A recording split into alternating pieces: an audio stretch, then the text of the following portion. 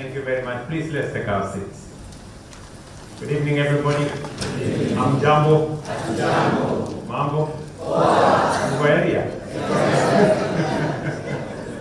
But let me take this moment to just acknowledge dollars is to allow each and every one of you this very auspicious for your enduring love for your country. policy, and we want to thank you because that will be another Kenyan. My good friend, James Mwangi. We need to work on our governance to make sure that we deal with corruption, we deal with patriotism, and we begin to believe in ourselves. We begin to believe in our country. You know, there are so many unpatriotic Kenyans.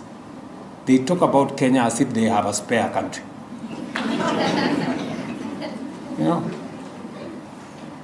So you demonize Kenya so that you do what? So that you belong where?